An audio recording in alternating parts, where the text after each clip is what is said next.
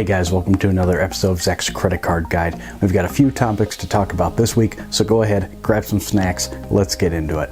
Our headline topic this week is all of the scuttlebutt that's talking about American Airlines filing bankruptcy. So this rumor largely started when the CEO of Boeing, David Calhoun, went on the Today Show last week, and he was asked if this whole coronavirus thing would force a major airline out of business. And in response, he said this: "I don't want to get too predictive on that subject, but yes, most likely. Something will happen when September comes around." Now, September being towards the end of the year is when quarterly reports and year-end starts being talked about as far as profitability goes. Now, it's no secret that revenue is down pretty much across most sectors, but especially anything travel-related like the airlines. Now, top-level leadership at both American Airlines and United have fleets comprised mostly of Boeing aircraft were not happy when he said this. And that quote largely led to a media firestorm. Everybody was speculating about which company might be going out of business then. And a lot of people were reporting that American Airlines might be it. Now, there's really no validity to that. There's nothing behind that. Really, it was just this one off-the-cuff remark from one guy. Now, of course, he is a CEO of Boeing, so he knows a little bit about what he's talking about, but when we really get down to it, there's really nothing to it. So bankruptcy is a debt problem.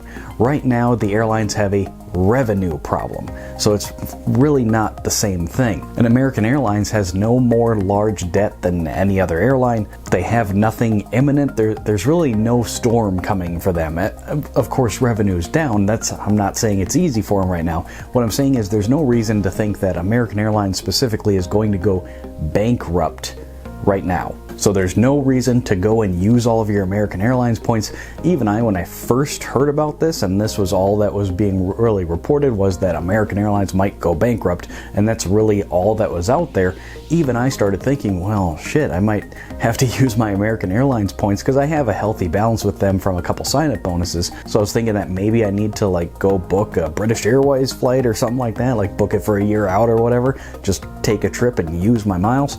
But once everything kind of settled down, and now there's more articles coming out that's kind of doing a post-mortem of this whole thing and really just calling out the nonsense that it is. So go ahead and go to Google. There was a couple Forbes articles that I really liked that just kind of put things into perspective. I'll link those down below. So if you've heard these rumors about American Airlines going bankrupt, there's really nothing specific indicating them at all. And it really just started from this one remark from the Boeing CEO. That's really it. So there's really nothing to freak out about. Don't go and cancel your American Airlines cards or use up your balances for something silly like gift cards or something dumb. So don't do any of that. There's no reason to freak out right now. But like I said, I'll link those articles down in the description. Our next story this week is talking about the $1,200 stimulus payments. Now, a lot of us have already received them. We got ours pretty early, right when this started happening, but some people are still waiting on them. Now, there are some reports that the IRS is sending out the $1,200 payments on a Visa prepaid debit card, like the kind you'd buy at Walgreens or CVS or something. So this might happen to you. The people who are getting these prepaid Visa debit cards are the ones who the IRS doesn't really have current banking info for you. So for whatever reason, they don't have direct deposit. So maybe if you get a refund and you just get a paper check in the mail where they don't have a routing and account number for you, you might just get one of these cards. They are completely legit. There's nothing weird about it. It comes with a letter from the IRS explaining what it is, and you can even go on their website and transfer the money into a banking account if you want. Now, the reason to know this is, one, to be on the lookout for it, because a lot of times we get credit card applications and stuff and they have the cardboard dummy credit card in there. So at first glance, you might feel the envelope and think that's what it is. So if you're in this boat, like I said, if you haven't got a direct deposit for your refund, if you haven't got the stimulus payment yet, you might be on this list where you're getting it on a Visa debit card. So just be very careful about what you're throwing out. Also, just keep in mind that scammers might try to trick you somehow. They do take advantage of confusion and weird scenarios like this. They follow headlines. So it is very possible, I wouldn't be surprised at all, because this whole IRS tax thing is a very popular topic for scammers. They love to call you and tell you that you have a arrest warrant and they need you to go buy gift cards at Walgreens to pay it off. People fall for this crap all the time.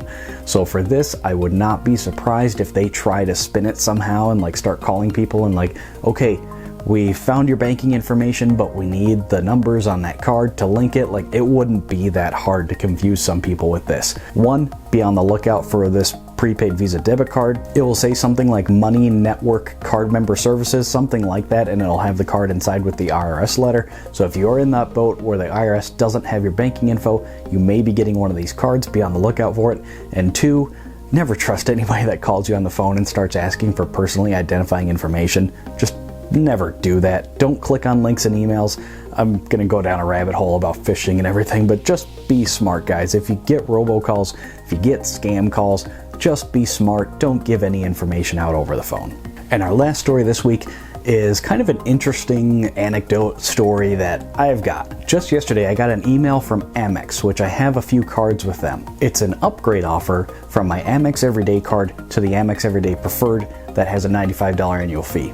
And it comes with a kind of a sign-up bonus of sorts. Even though it wouldn't be a new card, this would just be a product change, which typically bars you from bonuses on Amex cards, and we've talked about that before. But in this case, they're offering me an upgrade into the preferred card, and they're going to give me 25,000 MR points for spending $2,000 in the first 3 months. So a cool sign-up bonus without opening up a new card, no inquiry or anything. It's all just behind the scenes, product change with a sign-up bonus.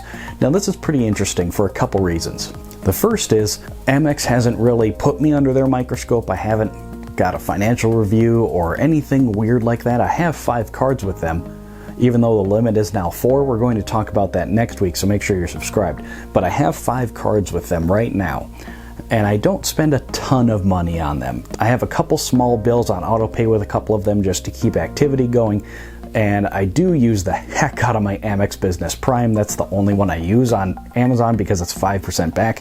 Hell yeah. But other than that, I don't spend a ton of money on Amex, and I even had some trouble opening up the Amex Business Delta Gold card. I tried a couple times. I got the bonus eligibility pop-up that basically said, we'll give you the card, but you're not getting a bonus. So I just held off, and then eventually I tried applying through my Delta account instead of on Amex.com specifically. I applied through Delta, like through a banner ad, and I was fine. I got the bonus. So again, I'm kind of like on thin ice with Amex as it is, because they know I've got a ton of bonuses. I don't spend a bunch of money with them. So it is kind of interesting that not only am I eligible for this bonus, but they're like seeking me out to give it to me. They're sending me a targeted email with this upgrade offer. So I think that's just kind of interesting. You might be in this same boat too. I don't know what their criteria is because, again, I don't spend a ton of money with them. So it is kind of interesting. So check your emails. You might be targeted too. I don't know what cards are affected or what they're doing right now. This is the Amex Everyday card into the Amex Everyday Preferred. So again, I don't know what the criteria is or what's going on, but check your email. You might be in there too, which is kind of interesting, and I might take it, and here's why. First off, right now the public offer on the Amex Everyday Preferred is 15,000 points for $1,000 in spend in the first 3 months. This is 25,000 points for $2,000 in spend. So that right there, it's better than the public offer. 2, right now, like you guys, I'm not really applying for cards right now. And we talked about that a couple weeks ago, that right now is really not the best time to waste an inquiry because most banks are kind of skittish about granting new credit lines right now because they know a lot of people are unemployed, a lot of people might be in a financial crunch, so the banks are kind of skittish and trying to limit their risk. Now in this instance, Amex probably sees an opportunity where this is already a credit line that's established. The risk is already there, so there's no new risk, right? I already have the card open, the money's still there. It's just a product change. But I would have to fork out a $95 annual fee to get the card. So they're looking at it as they're gonna get $95 from me. Now, yes, I'm getting 25,000 MR points, which is worth about $500, which is part 2. That's why I'm gonna do it, is because it's a net gain to me. I'm getting 25,000 MR points, which is worth about $500. Now I have to give up 95, but that's a net gain to me of $405. So hell yeah, no brainer, especially if I'm going to spend that money anyway. And then in year 2, I might downgrade it. We'll have to see when that time comes.